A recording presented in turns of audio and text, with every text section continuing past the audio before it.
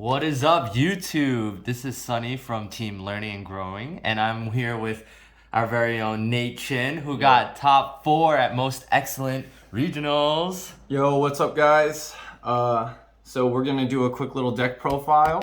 Alright, so we have Sungohan, Icarus leader.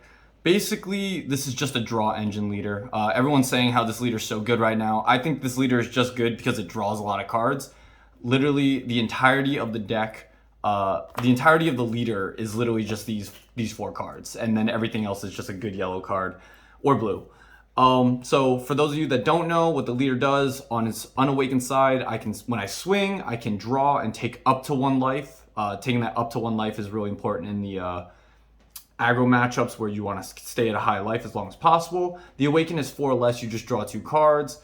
And then on its awakened side, the first activate main lets you draw 1 card and then play up to 1 skill list from your grave to the field. It just allows you to get some hand advantage for free. And then its activate battle is that if there is a monster in the combo area during a battle with the leader itself, then I get to draw 1 card. So basically, it draws 6 cards on awaken, and it draws 2 to 3 cards on 2 cards on your own turn, and maybe even 1 card on your opponent's turn. This is literally just a draw engine leader. This leader does nothing else but draw, and I think that people are overhyping the leader a little bit, that it's so good, but the deck would do exactly the same thing if it was in another yellow leader, maybe like Go Tanks, but just wouldn't draw as much, and I think that's what this leader is doing really efficiently right now. So obviously, to start the deck off, we have our higher dragons. These are just our the only skillless monster we play. I don't play the higher dragon that calls them from the deck. I don't think we need it. The deck sees so many cards as it is. For our Unison, I just play the Vegeta Unison of Fury.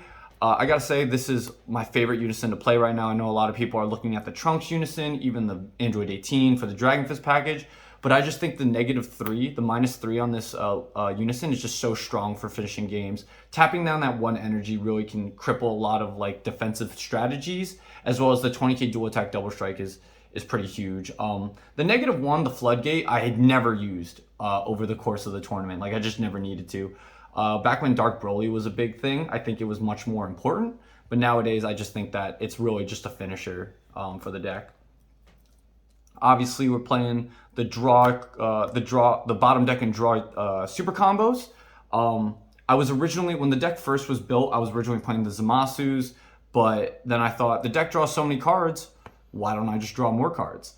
So the Zamasu is really just a -1 out of your hand, whereas this lets you go even, and I really think that is important. And we already play a free blue-yellow super combo, or not super combo, as you're gonna see soon. For the blue-yellow package, we play the Zamasu and the 2 Bojacks. I gotta say that this card is absolutely cracked, and it is really the big reason why I think that Gohan is doing as well as it is right now, just because the access to Zamasu is so huge, because it just cripples Unisons. It really hurts. Like, you don't I gotta say that this card is the biggest reason why this deck is doing so well right now. It basically cripples blue. They have to play their Unison on turn 5 or just get punished. As well as so I didn't even play blue over the tournament, but the decks I did play, just the presence of this card makes people misplay. Like, I'll leave 2 energy up, and they won't even want to play their Unison just for fear that I have a Zamasu in hand, even if I might, maybe do, maybe don't.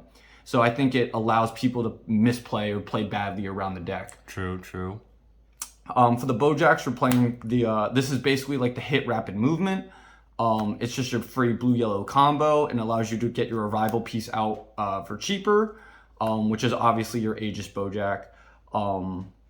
And yeah, that's the blue-yellow package. For this mono-yellow cards, I played 2 Basils.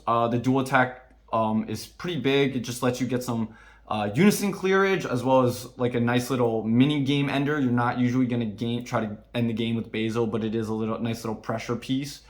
The 4 Robotic Ripostes. This card is absolutely cracked. Must have. Some people are playing 3. I just think the card is so good to not play 4 of. Like, And the reason, so I don't play any other negates. I don't play Nimbus, or I do play the 2 blocker negates, but I will be cutting those, and I'll tell you about those later. But I think that Riposte is just a superior negate at the moment. 1, because it's a body. 2, because the Floodgate kind of allows people to continue pressing at the cost of additional resources. Where Nimbus says stop and you can't attack anymore, but you keep all your resources, you keep all your energy. Whereas Riposte, people will have to make the decision whether to go through that challenge and use up their resources. And I think that that's a superior way to play because it does allow people to get punished for misplaying or pushing too far. And then finally, we have the 2 Raiders Warcry.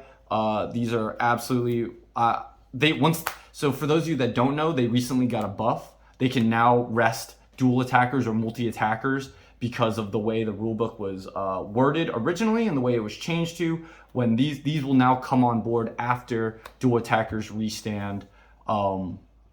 After their first attack. So it's like, say someone's playing Fighting Against Fate, they swing at you, they don't combo, so you just combo like one of your little High Dragons for 20k, and then you go up to 30k with the Raiders. The Fighting Against Fate will restand, and then Raiders hits the board, and it rests the dual attacker, which is absolutely amazing. It got a little tiny buff, which I really appreciate. For the one-off cards, you play the absolutely necessary Furthering Destruction. You play the Swift Retaliation Cooler. This I didn't use at all throughout the course of the tournament. It's really just there as a hatch deterrent. And I didn't play any blue over the course of the tournament, so Swift Retaliation Cooler was just 5k combo in my hand. The Limited Bergamo, absolutely amazing card. I probably didn't resolve it as much as I should have. And maybe going into the last game that I played, it might have helped, but I definitely didn't resolve it as much as I should have. The one Fighting Against Fate, I was originally playing 2, but I decided to cut 1 for Fu Shrouded, just a good game ender, dual attack, and we also play 4 Bean, which also makes dual attackers that much stronger.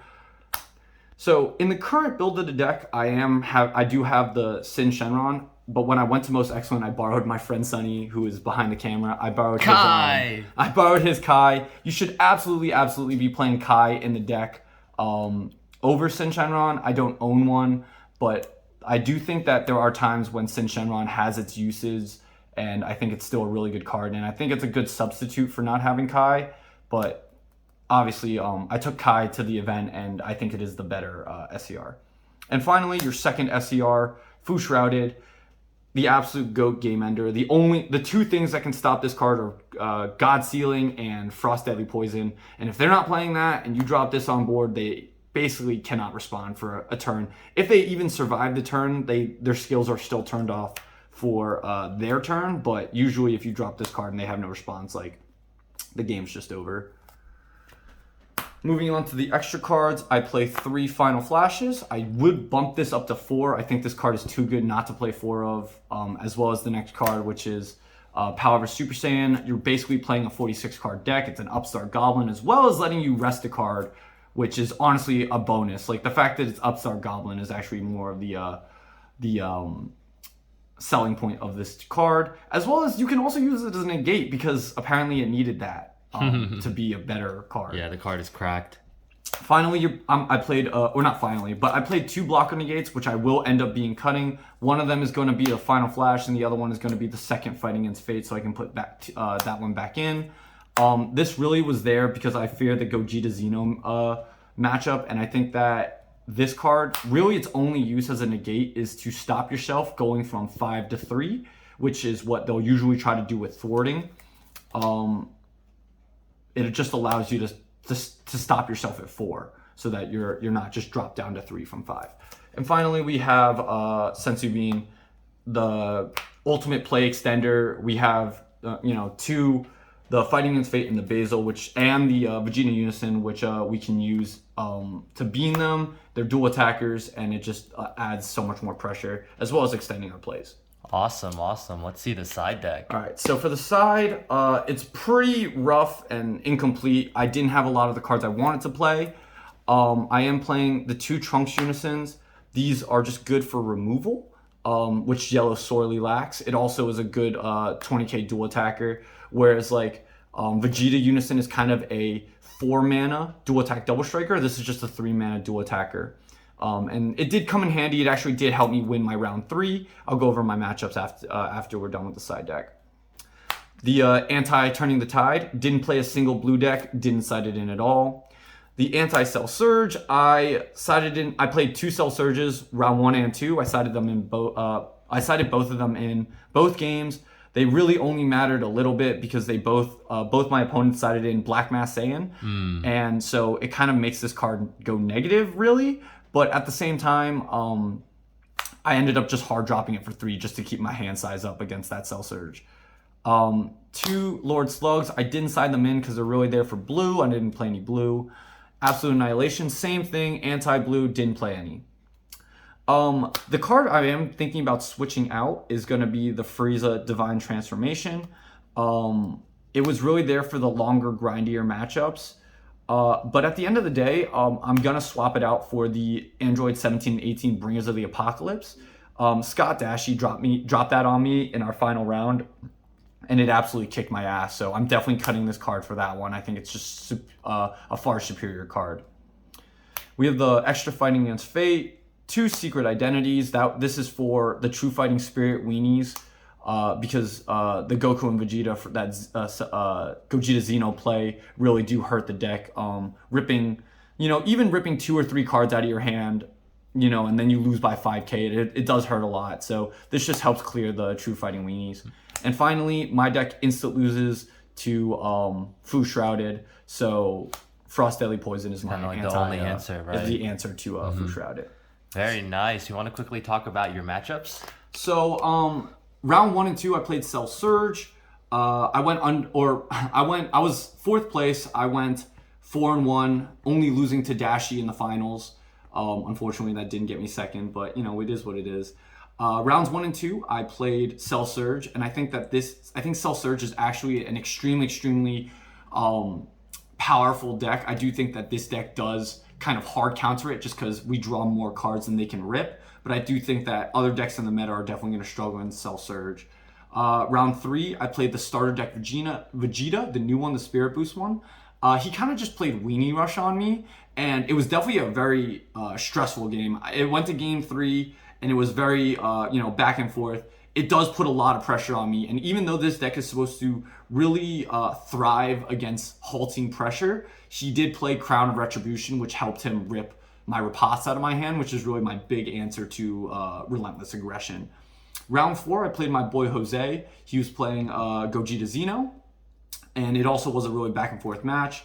Gogeta Xeno, like the True Fighting weenies, really just put a damper on the deck, but if it is a big RNG deck. If you mill the wrong cards, then it does make playing Gogeta Xeno a little harder. So it did, sometimes you just have to hope the RNG is in your favor. True. And the last round was Scott Dashie playing the Mirror.